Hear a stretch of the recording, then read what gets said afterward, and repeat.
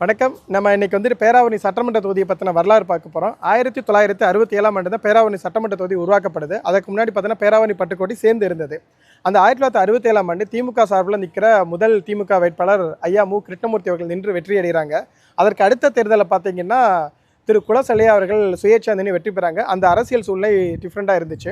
அதற்கு அடுத்த காலத்துக்கு பார்த்தீங்கன்னா அதிமுக கூட்டணி கட்சி சார்பில் 9 முறை பேராவூரணி சட்டமன்ற தொகுதியில் எம்எல்ஏவாக இருந்திருக்காங்க. இந்த அரை நூற்றாண்டு காலம் பேராவூரணி தொகுதியை மிக பின்தங்கிய நிலையிலே வச்சுருக்காங்க. எந்த ஒரு பெரிய வளர்ச்சியும் சொல்லிக்கொள்ளும் அளவுக்கு இல்லை பக்கத்து தொகுதியை கம்பேர் பண்ணும்போது. அதனால் 2021 திரு அசோக்குமார் அவர்களுக்கு திமுக சார்பில் போட்டியிட வாய்ப்பு கிடைக்குது. அப்போ அவர் வெற்றி அடைகிறார். மிகப்பெரிய வெற்றியை பேராவூரணி தொகுதியில் அடைக்கிறார். ஏதோ ஒரு ரெக்கார்டு அது. எதை வச்சு சொல்கிறேன்னா, பேராவூரணி சட்டமன்ற தொகுதி வரலாற்றிலேயே 89,000 வாக்குகள் பெற்ற ஒரே கட்சி திமுக. திரு அண்ணன் அசோக்குமார் அவர்கள் கடந்த 5 ஆண்டுகள் திராவிட மாடல் ஆட்சியில் பார்த்தீங்கன்னா மிகப்பெரிய வளர்ச்சியை பேராவூரணி தொகுதியை அடைஞ்சிருக்குது. தேவைப்படும் பட்சத்தில் நாங்கள் ஒவ்வொரு வீடியோவாக நாங்கள் இதை பற்றி கொடுக்குறோம். அதனால தான் நாங்கள் சொல்கிறோம், ஸ்டாலின் தொடரட்டும், தமிழ்நாடு வெல்லட்டும்.